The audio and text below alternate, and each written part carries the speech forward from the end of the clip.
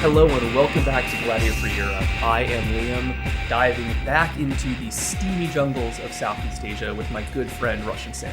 Hello, I am dripping with sweat. That's right. This episode is going to cover the classical period of Southeast Asian history, the time when Southeast Asia was dominated on the mainland by the great Khmer Empire, and at sea by the maritime empire of Srivijaya. This period stretches roughly from the 9th century to the 13th century. It's generated the most attention in scholarship as well as pop history, mostly because of the really impressive accomplishments of states like the Khmer Empire, as well as the increasing interconnectedness of trade networks connecting Southeast Asia to China, India, the Islamic world. But the reason this framing exists, this classical period of greatness in the early Middle Ages, starting with the 9th century, followed by a less impressive post-classical period, really has its roots not in the 9th century, but instead in the 19th century, as European colonialists came to Southeast Asia as explorers, adventurers, and ultimately colonizers, and were amazed by what they saw, and then made unfavorable comparisons to the state of Southeast Asian society that existed in the present. This idea that the classical period, a period mostly before written records, when most of what we know it comes from the work of European archaeologists, not native historians, the idea that this period was greater than the periods that came after it. A lot of emphasis is put on the power of the kings at this time. Our episode title, The God Kings of Southeast Asia, is because you start to see incredibly grand language of power at this time that isn't as prominent in later periods. But I think that if we want to talk about this classical period, which is incredibly interesting, we first got to figure out how we get there. Particularly, why so much of this framing looms around this one single state, the Khmer Empire, which really dominates the scholarship of classical Southeast Asia, even to this day. And that starts in 1860, when the French government of Napoleon III had taken a sudden interest in the region, which they had termed Indochina by a geographer who never actually left Europe. The Opium Wars had just brutally opened up Chinese markets to British trade, and the Brits' rivals in France didn't want to be left out of Asia. So the French signed a treaty in 1858 with the powerful kingdom of Siam, that's modern-day Thailand, and using the pretext of protecting Catholic missionaries, invaded Vietnam. After a brief but intense conflict, they gained a foothold on the coast that would become the start of the French colony of Indochina. As a reward for their complicity, the kings of Siam were given tributary status over the inland kingdoms in between French Indochina and Thailand, those being the modern-day states comprising Laos and Cambodia. Within months, European explorers and adventurers began to wander into these contested territories. One of these adventurers was Henri Mouhot, a young photographer who had read a British account of Southeast Asia and decided that it would be his destiny to reveal the secrets of the realm to Europeans. He traveled to Siam in 1860 and then followed the tributaries of the Mekong River into the Kingdom of Cambodia. Local Cambodians and a few Catholic missionaries pointed him to the great temple site near the Siamese border, which is now known as Angkor Wat. This was a 700-year-old city of temples from which power once radiated across all of mainland Southeast Asia, surrounded by an enormous moat and carefully planned with mathematical precision for the rising sun to shine down on the bridge in Central Boulevard on the morning of the spring equinox.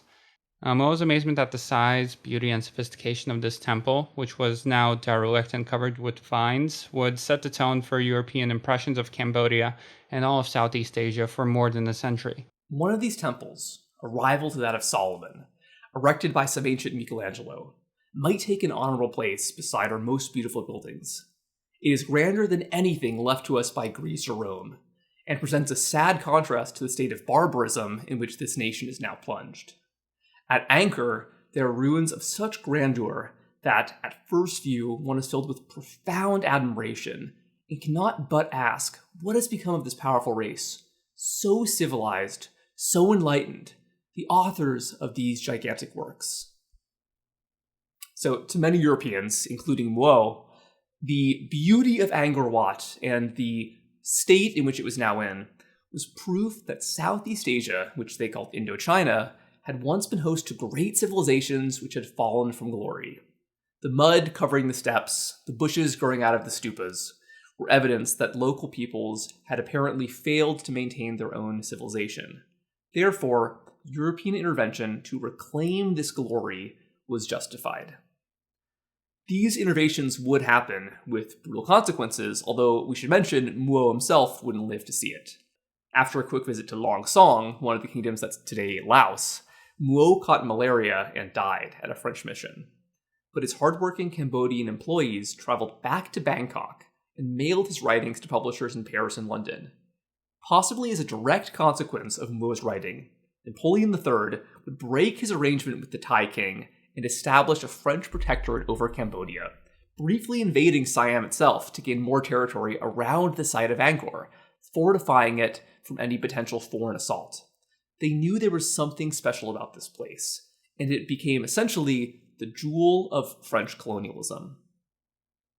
After independence, the emergence of Angkor Wat as a lost glory would shape the new nationalist identity of Cambodia. Pol Pot would basically try to reconstruct society in imitation of this medieval glory, trying to excise any foreign influence from places like France, America, Vietnam, or China over the country. Ironically, though, the image of Cambodia that he was basing this off of was itself a colonial image, based on this idea that Cambodia at the present had fallen from grace. And so there's a huge question that has dominated native and Western Southeast Asian scholarship for really centuries, which is what happened to Angkor? Why did this once great Cambodian civilization fall? And if it did fall at all? This is really considered a great turning point in Southeast Asian history, the passing from the classical period, which we're going to talk about in this episode, to the lesser post-classical period. There are some unfortunate implications here. For instance, the idea that there was some decline in the virtue or capabilities of the people, or even that all of Southeast Asia, not just Cambodia, experienced a decline. Historians in the 19th century and historians today are still debating why this collapse happened, or if it really did happen at all. But what's not arguable is that there was an enormous transformation in the distribution of power in Southeast Asia around the year 1300. Additionally, this collapse of the Khmer Empire, although it did lead to a century in which there was very little writing at all, it seems that the literary culture of ancient Cambodia, which was mostly dominated by the Sanskrit language from India, transitioned to a new literary tradition, mostly in the Khmer language. And I think that the first example of this kind of rebirth among the ruins is a really good example of this shift, because this is the first known literary work in Khmer, simply called the Poem of Angkor Wat, which is a long series of verses narrating the famous Ramayana as depicted on the reliefs carved onto the temple walls, this being the great Hindu epic which was very much revered by peoples in Southeast Asia. Interestingly, this Khmer language poem suggests that nobody knew who built Angkor Wat. The name had been totally forgotten. It's kind of like that famous Anglo-Saxon poem, The Ruin, celebrating the capabilities of Roman architecture without realizing that the Romans had built these houses. While the Europeans arrogantly believed that they were rediscovering an ancient ruin, Buddhists from around Asia had visited Angkor Wat continuously until the colonial period. Around the same time that the poem of Angkor Wat was carved onto the walls, a group of Japanese Buddhists visited the temple. They were trying to make a pilgrimage to India, but made the classic Columbus-style mistake and landed in a different country instead. They probably realized that they weren't actually in India, but they were so taken with the sight that they went back home and told all their friends about it. Inscriptions indicate that for around a century, Japanese pilgrims would continuously visit Cambodia to pay homage to the Buddha and the Devas depicted there until the Sakoku regime that closed down the borders prohibited them from going further. Right. And another thing that I find really interesting about Angkor Wat is that it's kind of a testament to one of the last periods of history that is, in a sense, still prehistoric. Because the classical period of Southeast Asian history is mostly known not from written literature, not from records kept by native Southeast Asian people, but instead by archaeological discoveries. One annoying effect of this is that it gives European archaeologists, many of them who were there in the colonial era, a lot of power over the narrative here. Mistakes that these scholars might have made in the 1920s are still being corrected today, and we'll get into some of these mistakes. But I think that there is also a really cool mystery about that this is a period of great empires who can't exactly speak for themselves. So much about this period really is, shrouded in mist and vines. There's a lot of conjecture with Southeast Asian history in the classical era, but we know it was a period of enormous change and enormous power. There certainly were kings calling themselves gods who had a command over the population that I would say greatly exceeds that of European monarchs in the early Middle Ages, and really is comparable with, the Old Kingdom of Egypt. This ability to command the population to construct enormous public works in, honor of gods or of glory that are still monumental elements of the landscape today. So this episode of Gladiator for Europe is going to be a crash course on the classical period of Southeast Asian history, the time of the god kings, both on the mainland and on the islands that today make up Malaysia and Indonesia. This was a really fun period. There's going to be a lot of, blood feuds and invasions and great social turmoil. Sit back, enjoy. There are some really, really fun stories here. We got to start with the big one, the Khmer Empire.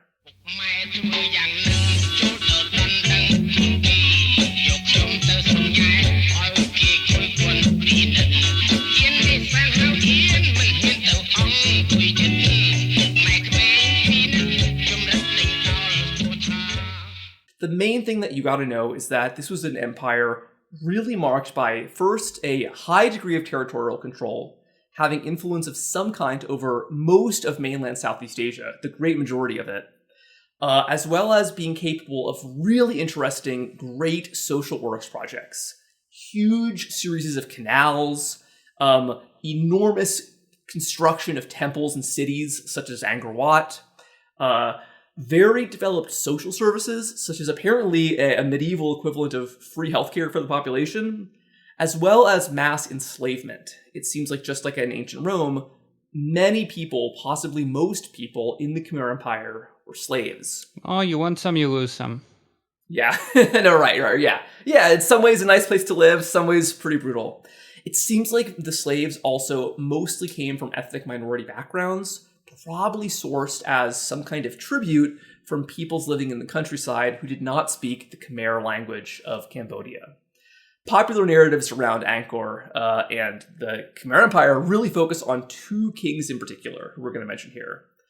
Those are Jayavarman II and Srivijaya II, who lived about 200 years apart. The first of whom, Jayavarman, established the Khmer Empire, and the second would sought to reach its greatest glory and build Angkor Wat.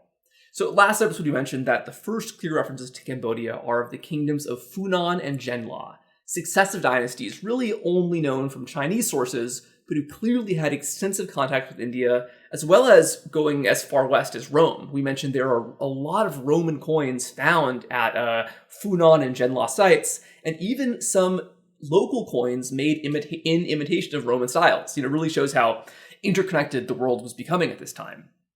These kingdoms were both Hindu and Buddhist, with both of these Indian religions influencing society in different ways. It seems like the elite were highly literate and mostly acculturated in the Hindu tradition. They were particularly interested in the gods Vishnu and Shiva, often depicting this figure that's the two of them combined called Harihara.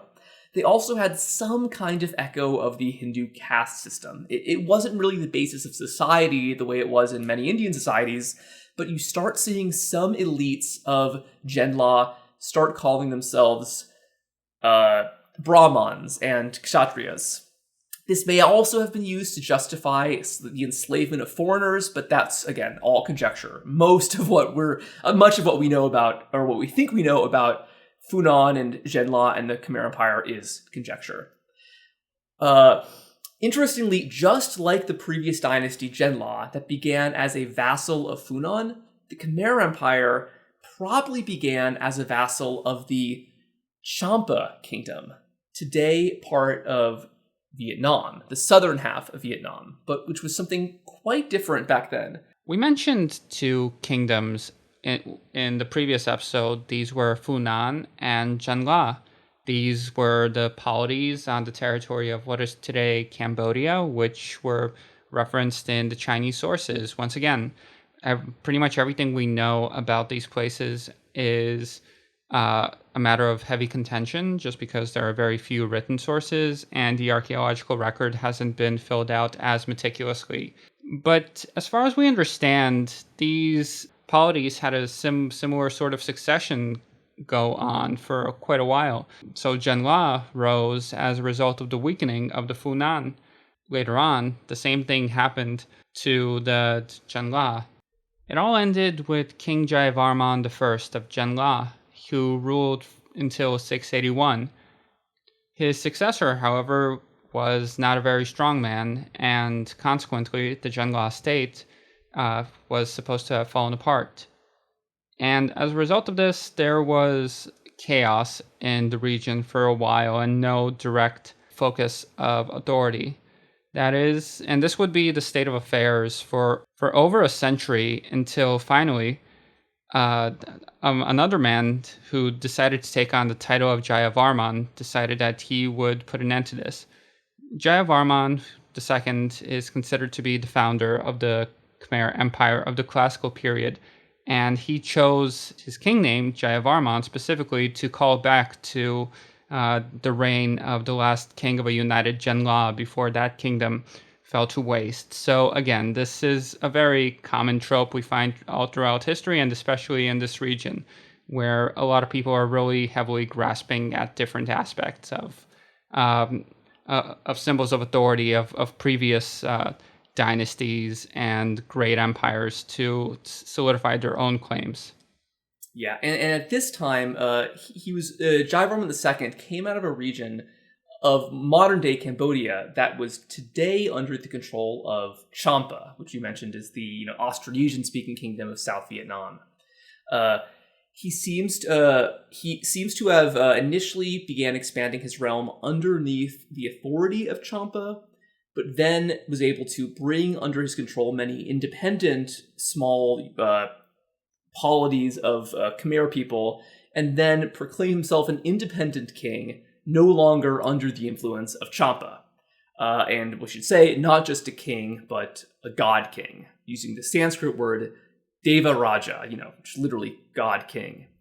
We know all of this because of really one single Sanskrit inscription at the site of Stok Kak Tum, a temple in modern-day Thailand, then part of the Khmer Empire, that proclaims Jayavarman as a god king, and that a local Brahmin, possibly an immigrant from India, or maybe just a local priest claiming an Indian ancestor, performed magical rites involving the Hindu gods Vishnu, Brahma, and especially Shiva, the god of destruction.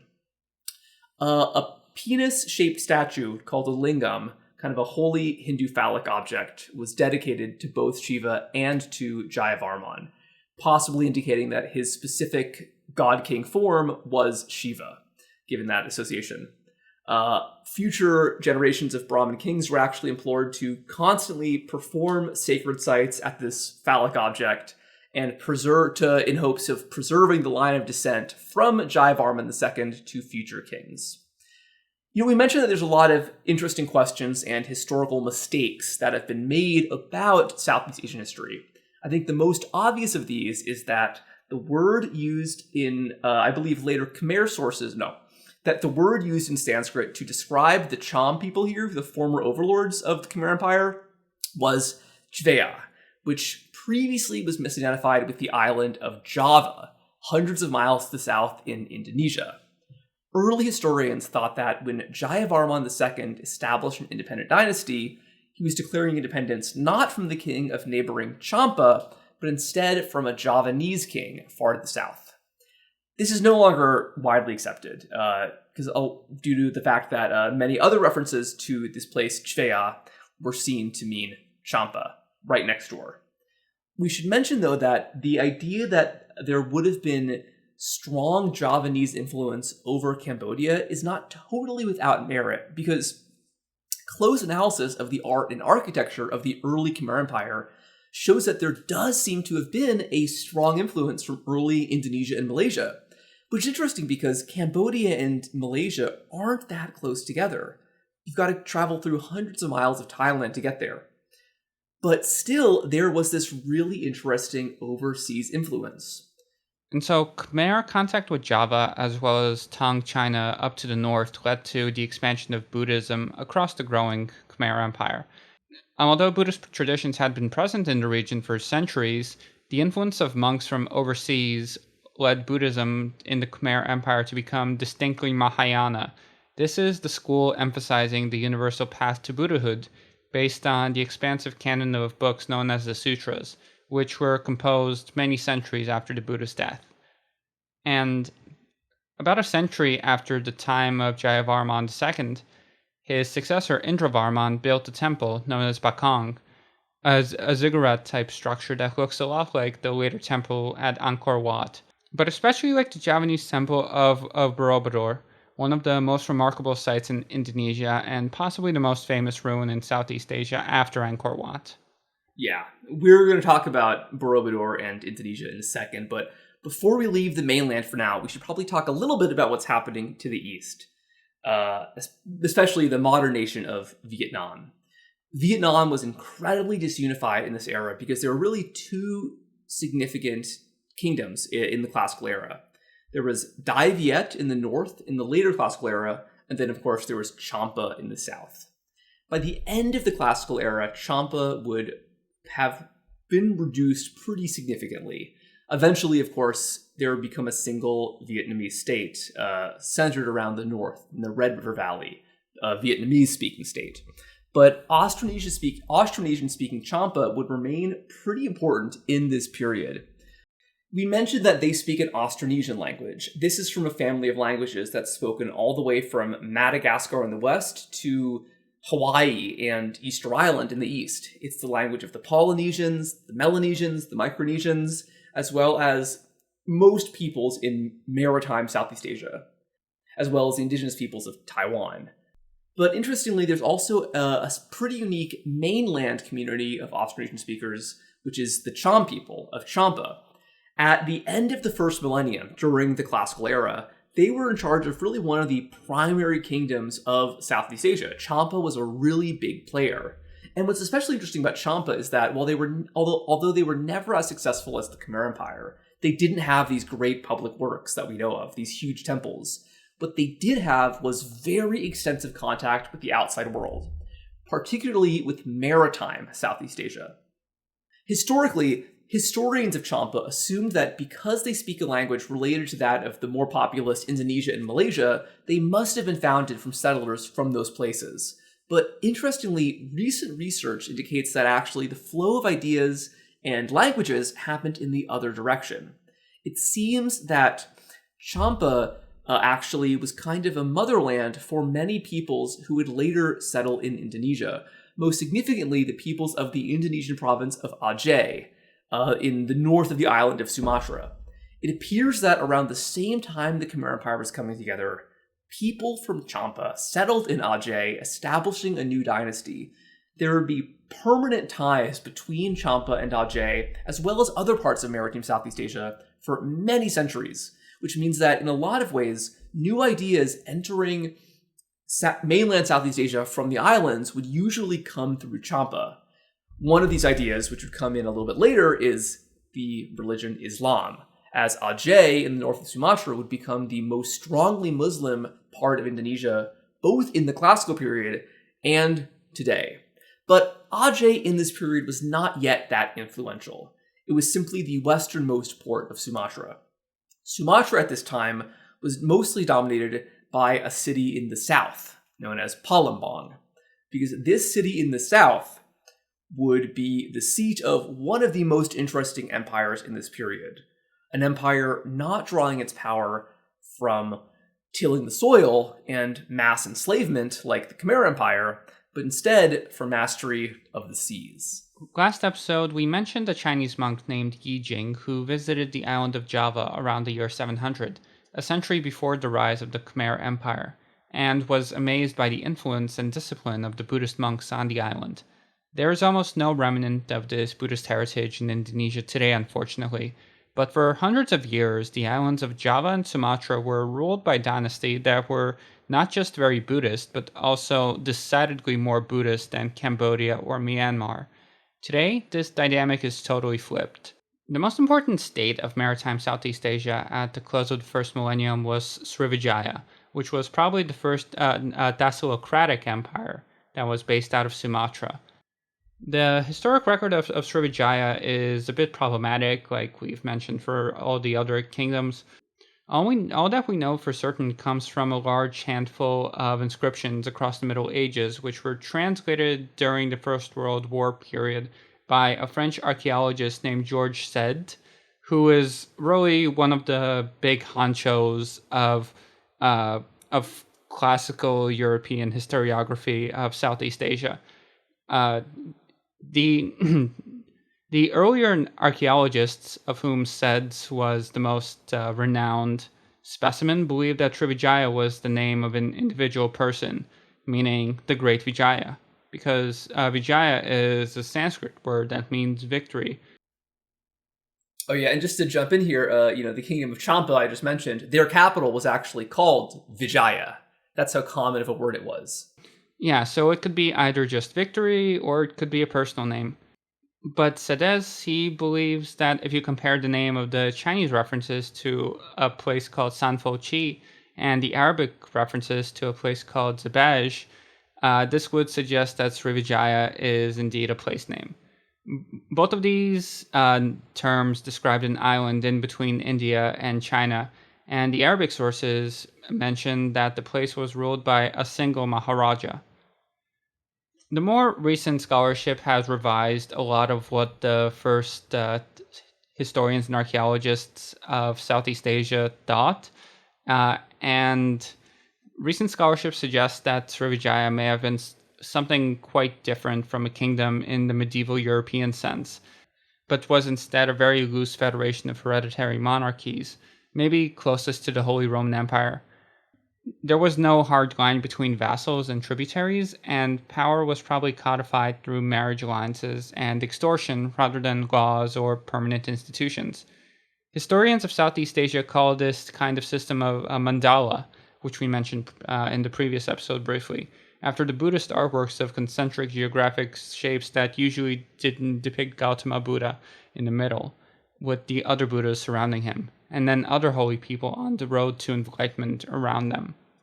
Right, and so historians of Southeast Asia today often use the word mandala instead of state or kingdom because they believe that most Southeast Asian polities on the mainland and the islands didn't have many of the traits associated with a state in the European sense, especially permanent borders and rulers with hard power over all of their vassals and constituents. Instead, this is a system based more on influence than direct control. Elites in outlying regions were part of multiple mandalas sometimes, often pledging allegiance to multiple kings simultaneously, paying taxes to different rulers at the same time. I gotta say, personally, I don't think that this is actually that unique to Southeast Asia. I think that if you look at recent scholarship of Europe as well, you'll see that power is also very flexible. But this concept of the mandala as opposed to the kingdom is pretty dominant in South Asian historiography. So you kind of gotta introduce this if you're talking about Southeast Asia in this period.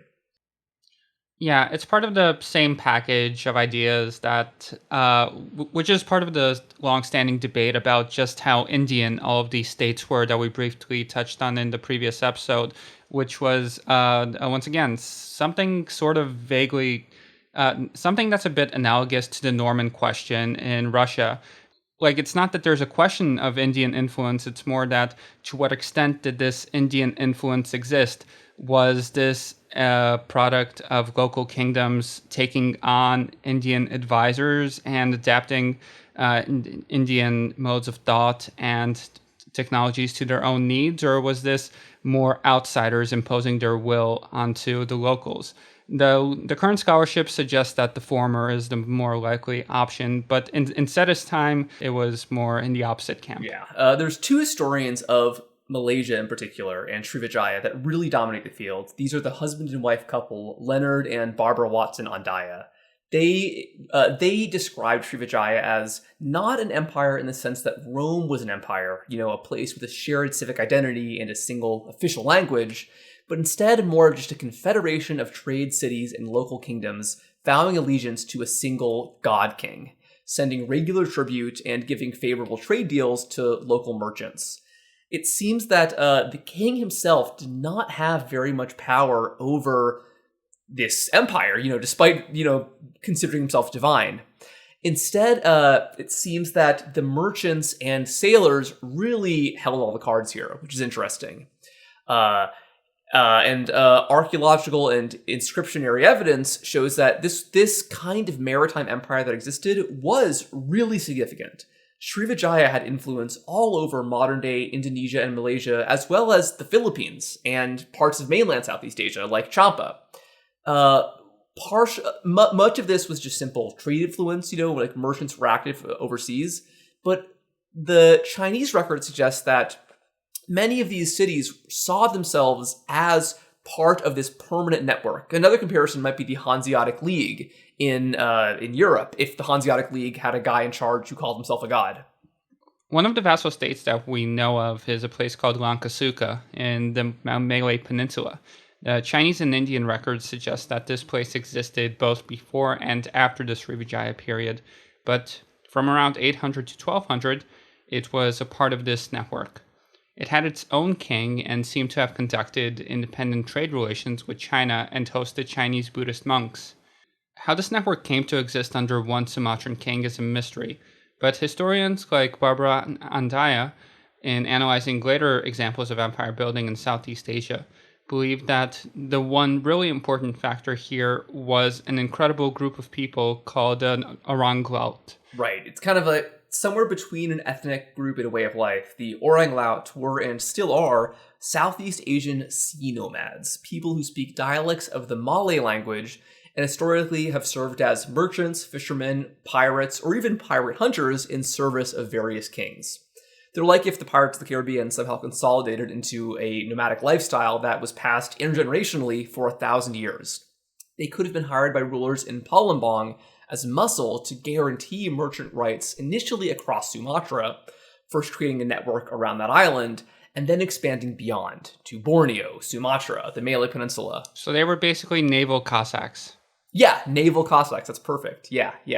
We also mentioned that they speak dialects of the Malay language. Another really interesting question about Srivijaya is, to what extent was the rise of this one political and economic empire connected to the linguistic rise of the Malay language? Because today, both Indonesia and Malaysia speak languages that are just standardized dialects of Malay. Other countries like Brunei, even South Africa, have very significant Malay-speaking populations, largely due to the predominance of Malay-speaking merchants before and during the colonial era. So according to Leonard Andaya, there probably is a connection there. It seems like the rise of Srivijaya as a political entity led to the establishment of many Malay-speaking communities, probably initially from Sumatra, and then the rise of Malay as a unifying trade language across the islands of Southeast Asia. People have tried to connect the language and ethnic identity to a city called Melayu, which was a political center in Srivijaya that probably took over as the main city in Sumatra after the eventual fall of Srivijaya, when Palembang, the capital, lost its prominence. Which makes me think that if that's the case, the Malay identity, the name Malay, probably post-dates the existence of Srivijaya, but it's based around, or it emerged out of, an economic situation very much created by these Srivijayan god kings, their many, many wealthy merchants, and their armies of sea Cossacks, the Orang Laut.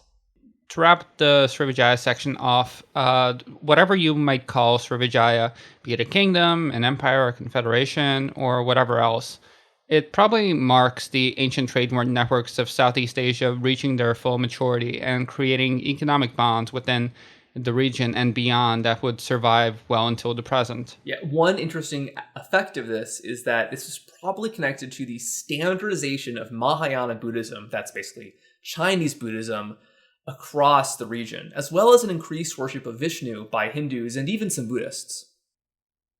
As an example of this kind of influence, you start seeing a lot of Buddha statues suddenly emerge in the Philippines, a place that's been sort of peripheral until this point.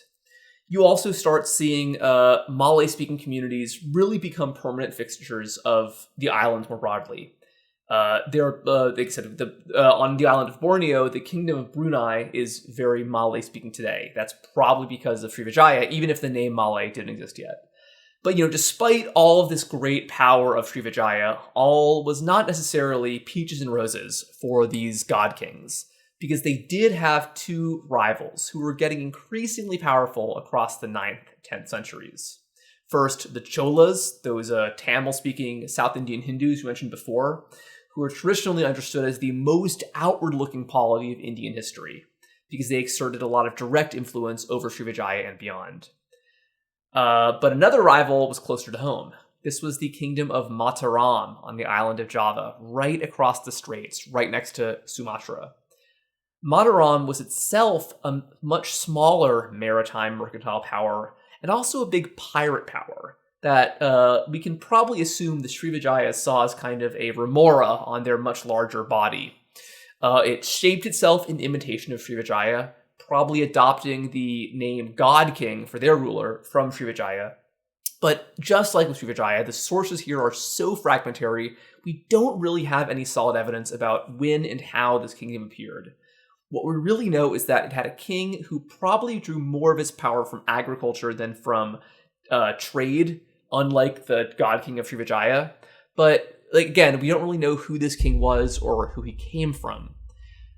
Because although Mataram definitely had a palace, a great temple complex, a capital, probably around the modern-day city of Yogyakarta on Java, it seems that there isn't really a consensus on who exactly these kings were. There's actually a very interesting division found in the classical period between Buddhism in maritime Southeast Asia and the mainland, just because on the mainland, more of the sources that people were reading were in Sanskrit or Pali, whereas in the islands, it was usually Tamil, just because the Cholas got there first. Yeah, and even on the islands, there was this interesting split. Tell us about the Sanjayas and the Sailendras. So these sources say that Mataram was ruled by the Sanjaya dynasty, who were the native Javanese with close ties to the Chola kingdom of South India, the Tamil speakers, and strong devotees of the god Shiva. But Buddhist sources, written in native Indonesian languages or in Sanskrit, say that the kings of Mataram came from the Sailendra dynasty, who had close religious and familial ties to Srivijaya. The prevailing theory, as of this moment, is that Mataram had a strange system in which the two ruling families would coexist and possibly trade kings between each other. Because the Sanjayas were Hindu and the Sailendras were Buddhist, there appears to have been successive periods of patronage for each religion. Yeah, it's possible that maybe due to the split, Mataram helps mediate conflicts between Srivijaya and the Cholas, I don't know, while also carving out some influence for themselves. It seems like that most of their influence, like we mentioned, was over the Khmer Empire. There was a lot of especially artistic and archaeological influence in both directions. When relations were good, the Javanese merchants would bring spices and Indian goods up to Cambodia and modern-day South Vietnam, probably bringing back Buddhist texts, especially Chinese Mahayana Buddhist texts, and some architectural techniques. When relations were bad, we have records of Javanese pirates sailing up the coast to plunder mainland cities, at one point around the year 1000, apparently killing the Khmer king and bringing back his head to the capital. So yeah, fun stuff. Wow. Not a great way to go. Like we said, the greatest testament to this kind of cooperation between the god kings of Mataram and the god kings of the Khmer Empire is architecture. It really seems like there is direct influence in temple construction from the mainland to the islands, oftentimes crossing Hindu and Buddhist boundaries. There was clearly this international and intergenerational tradition of great architectural works, which I think might be kind of a good comparison to cathedrals in Europe a couple hundred years later. These massive projects that would take entire lifetimes to complete, but would be huge legacies of the power of the people who built them. so powerful as statements that it would inspire colonial historians to invent the field of Southeast Asian studies a full 1,000 years later. Sam mentioned Borobudur, which is this massive squat pyramid in Indonesia. It almost looks like an Aztec temple, but much more ornamented, because it has hundreds of little peaks and towers stacked on every level. Most of these towers contain life-size Buddha statues, like 5 feet tall. But unlike Angkor, this site was totally abandoned, partially because of the shift on Java from Buddhism to Islam, but also because constant volcanic activity covered most of the pyramid in a really deep layer of volcanic ash that was so thick it was actually mistaken for a natural hill for many centuries. And Muslims in the later period would associate this place with heathenry, which, I mean, given Islamic metaphysics, okay, fair enough, maybe. But anyway, in the 18th century, one Javanese Muslim prince accidentally uncovered a statue of a Buddha while walking on a hill that covered the temple. The very next day, he was struck ill and died. By being buried in the ash, the Borobudur was hidden from view for centuries and largely faded from historical memory, but was remarkably preserved. Stone reliefs are in better condition here than in Angkor Wat. And Liam was sharing some of these images with me before we recorded this episode, and he said his favorite are these ships that are carved around the year 800 into the side of this complex. Yeah, they're great. They're roughly contemporaneous with Viking ships in Europe at this time. But they look actually, I would say, closer to much later European ships, because they've got very complicated rigging, multiple adjustable sails, and I think most modern, there's a bowsprit, which is kind of like a forward-pointing mast at the front of the ship. And what I love is that on almost all of these carvings, either a monkey or a child is shown hanging on to the bowsprit, which is kind of fun. These carvings are an amazing look at what, ship construction looked like, because, ships never survived. Well, not in that climate. Also, they often show both men and women on these ships. So clearly, unlike in Europe at this time, it doesn't seem that maritime travel was incredibly male-dominated. Yeah, so it's a really good reminder of the fact that, this was just a very maritime society, even if the kings appear to have gotten most of their power and wealth from the land on Mataram. But, back to the kings of Mataram, like we mentioned, that there were the two competing dynasties, Sailendra and Sanjaya, and that their centuries of uneasy coexistence were upended when one king named Samaratunga, who probably built that temple of Brodipur, died very young and left the throne to his child son Balaputra. He was a Buddhist and a kid. And what's worse is that his mother Tara came from Srivijaya, the rival kingdom of Sumatra. So for all of these reasons, the competing Hindu Sanjaya dynasty wanted Balaputra gone. So a Sanjaya pretender named Rakai Pikatan rallied the smaller lords to overthrow the child king Balaputra, kick him out of Java, and establish a new holy Sanjaya kingdom of Mataram. To solidify his power, he built a Hindu temple in an attempt to one-up the Buddhist site of Brodipur, but I gotta say, it's nowhere near as impressive. I'm kind of on a Team Sailendra here. It does seem like that poor kid got a really rough deal. Well, so you might think. Because although he didn't know it, when Rakatai Pikatan kicked this young boy king out of Java, he would in fact not inaugurate a great golden age for Mataram, but instead initiate one of the greatest blood feuds of Southeast Asian history. Because although the Sailendra dynasty would no longer rule Java, they weren't going anywhere. This part of the story of King Balaputra is somewhat mysterious, but records on Sumatra and even India show that after being deposed from the throne of Mataram, the young king Balaputra went to his mother's homeland of Srivijaya as a desperate refugee. But due to his family connections to the Srivijaya royal family, he was not only given very good treatment in his new home, but somehow, amazingly, managed to rise to the throne of Srivijaya itself, a much more powerful kingdom than Mataram. So he literally traded one throne for another, and a much more powerful one. It seems that Balaputra was a pretty successful king of Srivijaya, of his new adopted home. He sent emissaries to Tang China and, more ambitiously actually, had very close contacts with India. Not just the Cholas, but also other peoples in North India. He even built a Buddhist monastery in the Indian state of Bihar, and inscriptions made for the dedication of that monastery are really the best source of what we know about Balaputra's life after his exile. There was also another really big change that probably happened during the later years of his reign, which was that we mentioned the North Sumatran province of Aceh, which has very close ties to Cham. Around this time, around the year 900 or so, Aceh began to see a permanent presence of Muslim merchants from the West, from Persia, but especially Arabic-speaking merchants from Oman and Yemen, who settled in Aceh and quickly spread the Muslim religion.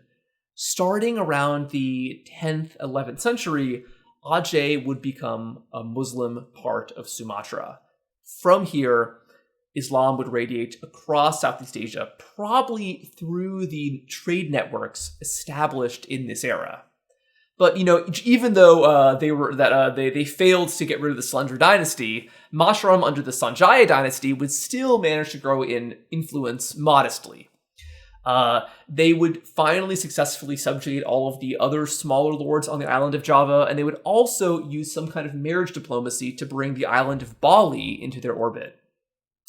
They appear to have attempted to build their own maritime merchant network similar to that of Srivijaya. And Srivijaya wasn't too keen on sharing the seas with these guys from Java. Also remember, the Srivijayas are the great merchants. The Javanese of Mataram are mostly known as pirates, so they don't have as great of a reputation. By the 10th century, diplomats from Srivijaya had appealed to the court of Song China, that's the Song dynasty, to assist them in defending their homeland from a whole bunch of raids by Javanese pirates. One ambitious king of Mataram named Dharma Wangsa launched a naval assault on the capital of Palembang, but was repelled, probably with the help of Chinese forces. This was a real kick in the hornet's nest moment for Mataram. They really clearly got too big for their britches, because after Srivijaya pushed back this invasion on their home island, warriors from Srivijaya launched a punitive attack on Java. A 10-year-long invasion would ensue, as the island of Java was blockaded, and slowly warriors from Srivijaya would make land campaigns to take over the kingdom of Mataram. Eventually, the ultimate end of Mataram is narrated in a pretty cool stone found on Java. Yeah. So these stones in Java record that Dharma Wangsa was king for the entirety of the war, and that as fighting raged on, many of the petty kings he had subjugated pledged themselves to Srivijaya, rising up in revolt. Mataram was blockaded and invaded, and now the rebellions were emerging in their own land. So in the year 1016, while King Dharma Wangsa was holding a feast to celebrate the wedding of his daughter, Srivijaya forces and their foreign allies burst into the palace and began slaughtering the royal family. So a real red wedding situation going on here. The king dies with the sword in his hand, but the kingdom of Mataram died with him.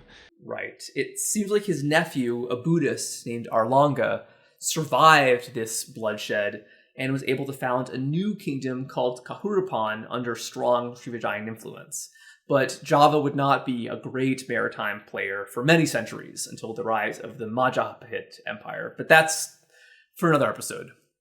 It seems that Srivijaya really seemed like it had finally conquered that annoying thorn in their side. They thought that they had now uncontested control over the Sea of Java, the South China Sea. They were the great merchant kings, the Cossacks of the sea. They controlled all of the straits. But within just 10 years of destroying Mataram, Srivijaya suddenly had a renewed threat from their much more dangerous rival, the Cholas of South India. Yeah, we're absolutely going to have to do an episode about these guys in the future. But around the year 1025, their centuries-old rivalry came to a head. Just like Mataram before them, the kingdom of Srivijaya would buckle under the pressure of this naval blockade and eventual land invasion. Chola ships would land on the harbor of Palembang before the king of Srivijaya had the time to muster a defense. The royal family was held hostage and taken back to India, eventually released in exchange for an acknowledgement of Chola overlordship over Srivijaya. But when the king returned from his captivity, Srivijaya no longer existed. Outside of Palembang, he had no real authority. Leaders who derived their wealth mostly from agriculture and not trade had taken over. Thanks to the dominance of the Cholas and other foreign merchants, the Orang Laut were no longer useful allies and kingmakers. The king of Srivijaya had been reduced to a king of Palembang, and during this time, embassies from Srivijaya to China came to an end. The Cholas handled their foreign affairs for them instead. Right. And so with merchants from both Sumatra and Java basically down for the count, there was a power vacuum that foreign sailors were able to fill. Initially Chola merchants from South India, but increasingly Arabic-speaking merchants based in Aceh. Near the end of the 11th century, we start seeing Muslim graveyards in all of the cities that make up Srivijaya. There was clearly a growing presence of Muslims across modern-day Indonesia and Malaysia that appeared to be quite high status. They had access to very high-quality foreign goods, and they brought a new religion which interested many local peoples. So starting with around the year 1100, the end of the classical period of Southeast Asian history, going into the post-classical period, you start to see a very slow transition in the islands away from Hinduism and especially Buddhism toward Sunni Islam. To this day, nearly all of Indonesia and Malaysia are Muslim. Only one island is prominently Hindu today, and that is the island of Bali. Another place that would become Muslim quite early was Champa, because remember how they had very close ties with Aceh before the Muslim tradition? Once Aceh became Muslim, Champa followed pretty quickly, possibly due to, family ties between the ruling houses. I don't know. We should also mention that in all of these places, the Islam that arrived in Southeast Asia was really syncretized with local religions. There were very interesting Hindu and Buddhist elements that remained in popular worship really until the 20th century and might still persist today in some communities. These kinds of syncretized beliefs looked very different in different places, but there was just a kind of tolerance of pre-Muslim deities and beliefs that you don't really see elsewhere. But at the same time as the introduction of Islam, there was another religious shift in Southeast Asia. On the mainland, Buddhism began to shift away from the Chinese Mahayana school toward Theravada. And this movement mostly begins in the one country of Southeast Asia we haven't talked about yet. That is Myanmar.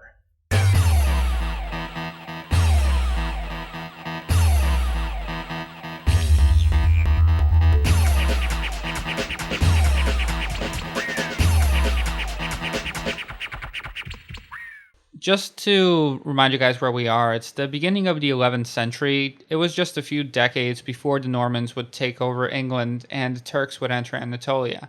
And just like Europe and the Middle East at this time, Southeast Asia was experiencing enormous changes. For centuries, Myanmar was dominated by the Pew city-states of the Irrawaddy River Valley, which we mentioned last time, who were engaged in a constant small-scale war with each other and their neighbors, including a kingdom known as Nanzhao in what is today China's Yunnan province. In a pattern that we've seen again and again in Southeast Asia, the expansion of the Chinese Empire led to constant migrations out of China into Southeast Asia. Around the year 900, one of these groups was the Bamar, which is the group from which we get the word Burma in English today. They fled Nanzhao during a conflict with Tang China. These people who spoke a predecessor to the Burmese language would settle in the Pew cities that they'd spent generations warring against. Right, and so the Pew cities would slowly become Burmese-speaking cities, one of which was known as Pagan. And there was one really important ruler who's, I think, probably the most interesting figure in this entire episode. That is a king of Pagan known as Anawarata, who would really become considered the father of the Burmese nation and remains to this day a really influential figure in folklore and even religion. So according to the Royal Burmese Chronicle, written several centuries after his death, Anawarata's father was the previous king, but he was forced out of the court of the city of Pagan by his own stepson, Sokate, due to some court intrigue. His father would retire as a Mahayana Buddhist monk rather than attempt to retake the throne, But his son, Anawrahta, had more worldly ambitions, while still being very interested in his father's Buddhist faith. When Anawrahta was a teenager, he was horrified to learn that his mother had actually, even before the death of his father, married that same stepbrother, Sokate, the one who exiled his father. And what really offended him about his mother's new marriage was that the king was now his stepfather and would refer to him not as stepbrother, but as son. And Anawrahta really resented this. He saw this as a terrible slight and challenged Sokate to single combat on a deadly horseback joust. The two men, the rightful king and the usurper, met at the banks of the Irrawaddy River and charged toward each other, swords drawn. An audience of commoners watched each one take his swipe, and when the joust was done, Sokate fell dead into the river.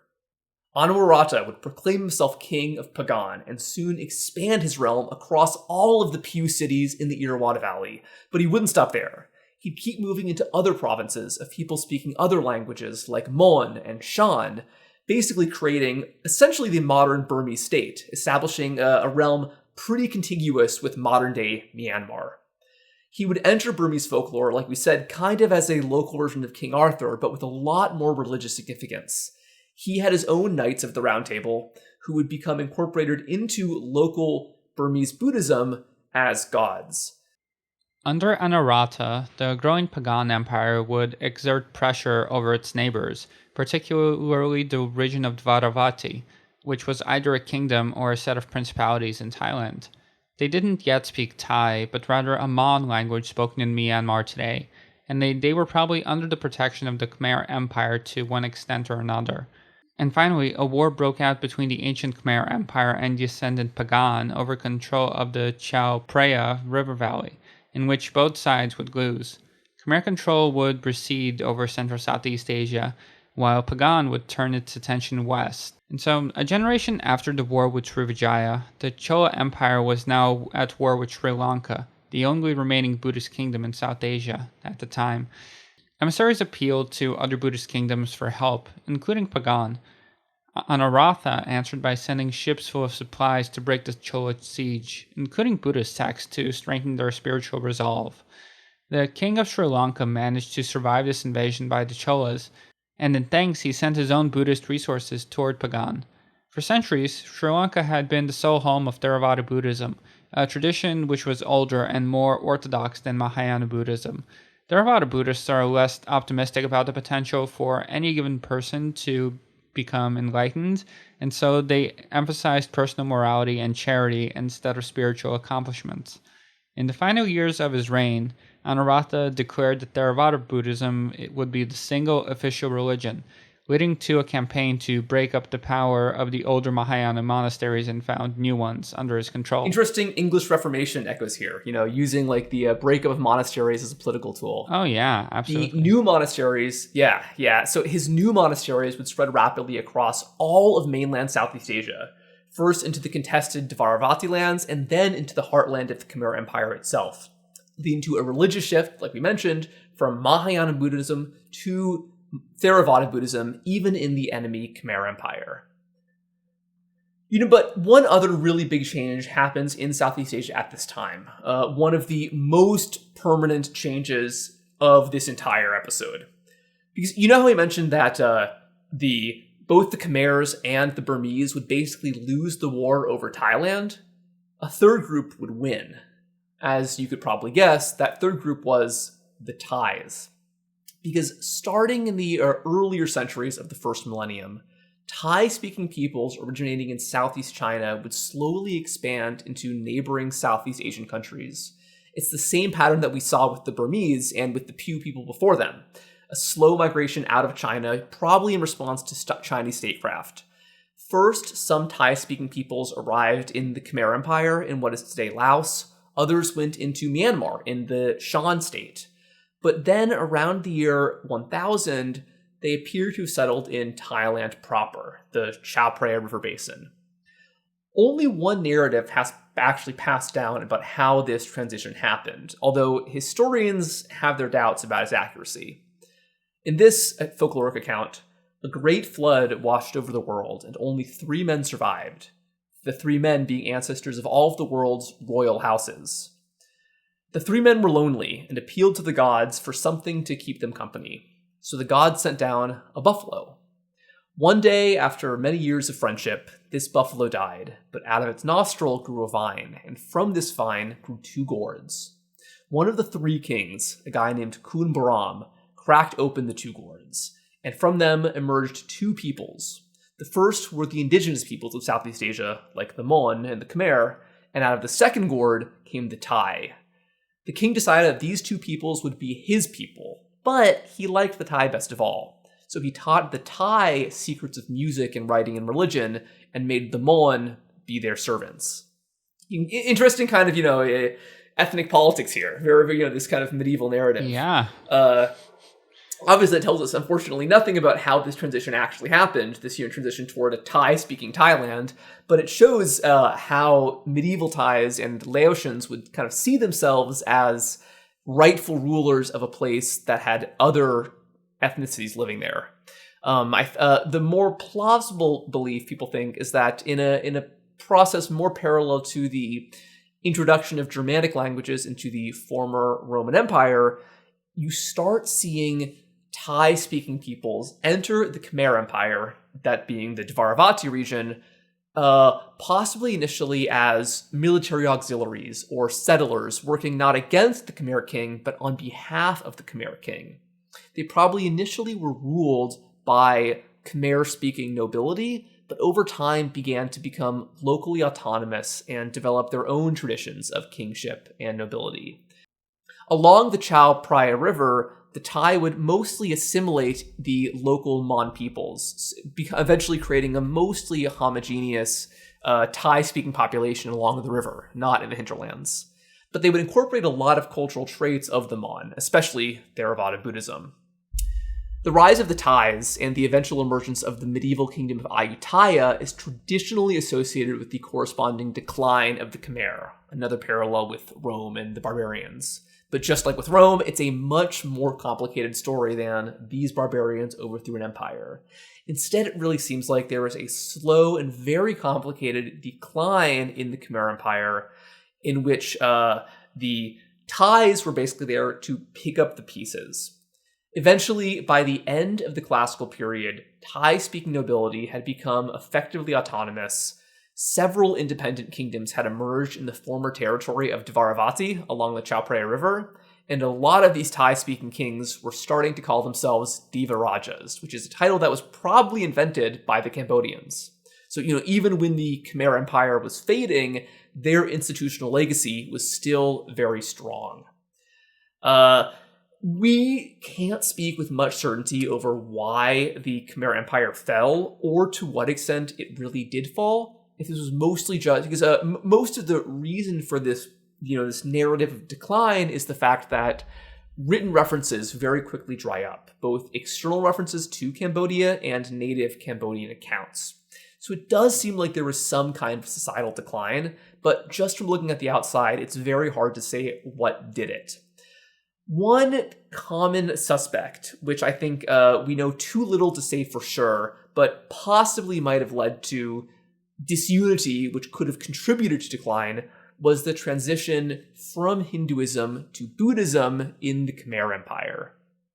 The one king most associated with this transition is Jayavarman VII, about 400 years after Jayavarman II, who established the Khmer Empire.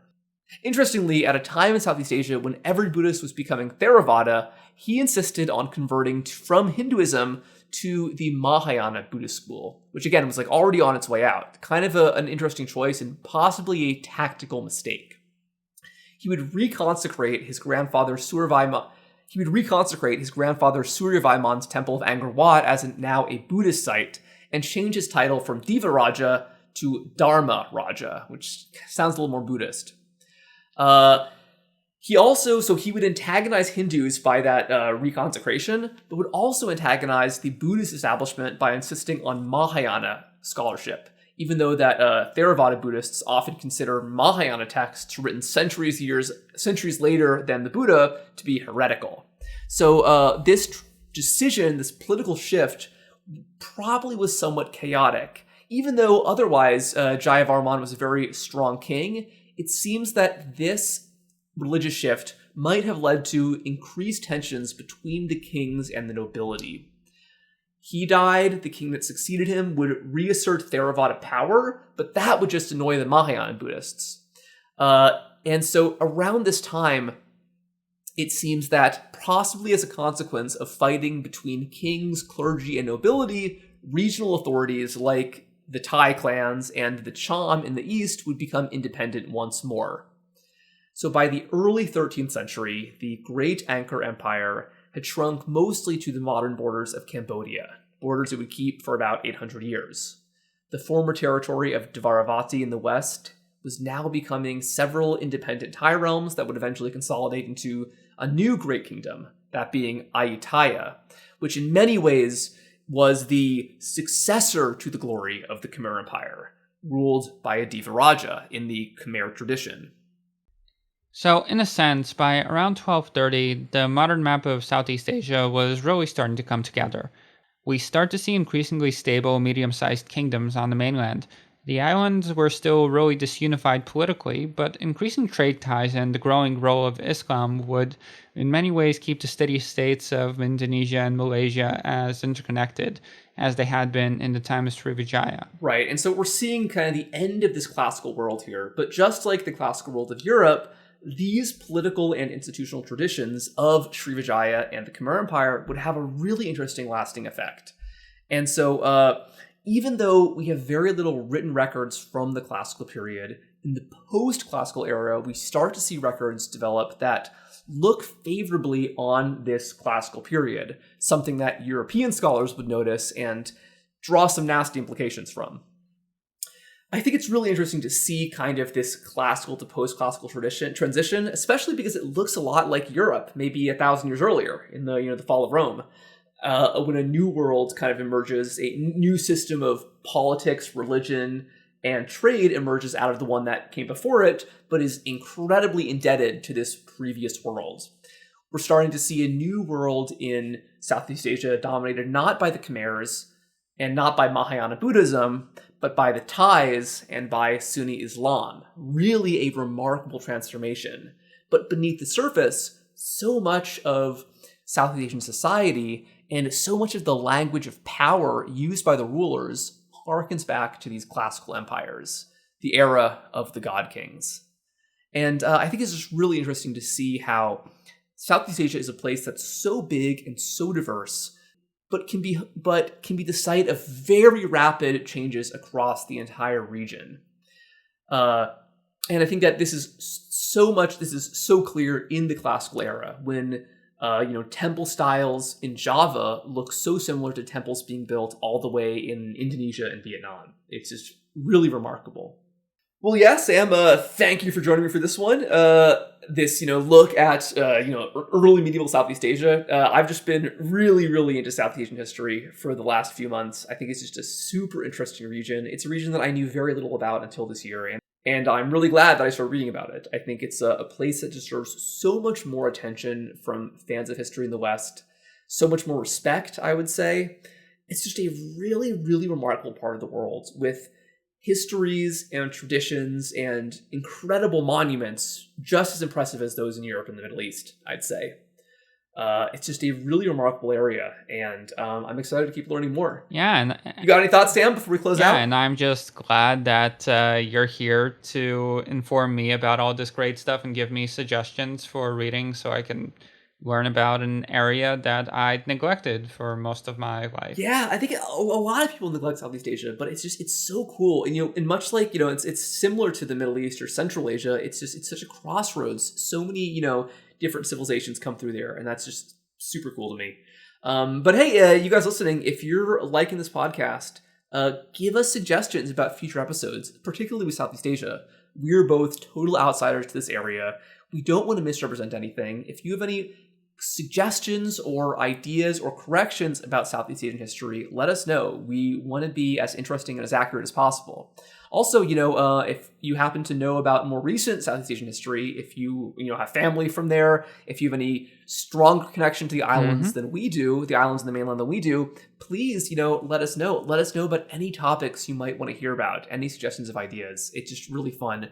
In researching these last couple episodes about ancient and medieval Southeast Asia, Sam and I both had a lot of ideas for future episodes about later Southeast Asia, because, stuff like the civil wars in Myanmar, the development of Thai nationalism, the communist movement of Indonesia is just super interesting.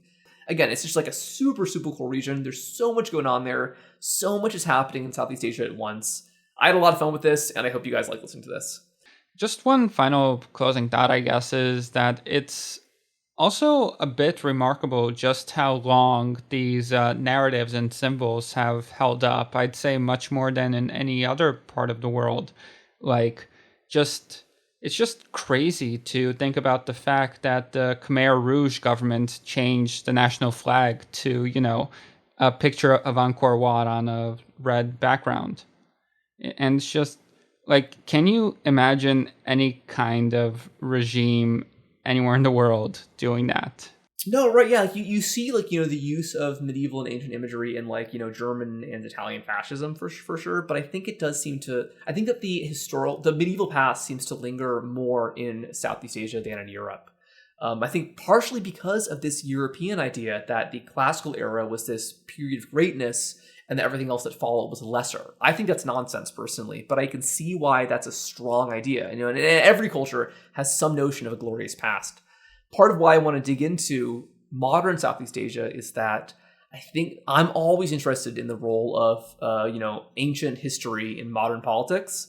And there's a lot of that in Thailand, Myanmar, Vietnam. So it'll be really fun to dig into.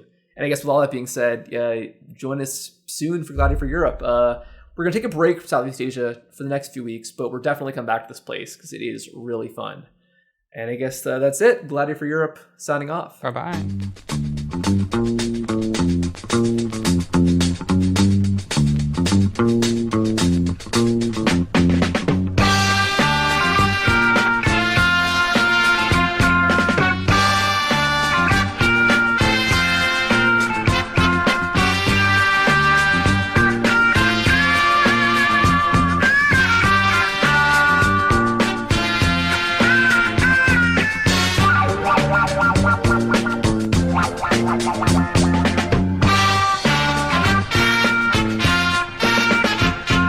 เป็นคนพิกลสิ้นดีบ้างเป็นเศรษฐีมั่งมีมากล้นบ้างอภพชีวิตอับจนเกิดมาเป็นคนมีชนต่างกันเกิดเป็นคนก็คนเหมือนกันไม่ควรแบ่งชั้นแบ่งรวยแบ่งจนผู้ร่ำรวยควรช่วยคนจนเกิดมาเป็นคนควรช่วยเหลือกัน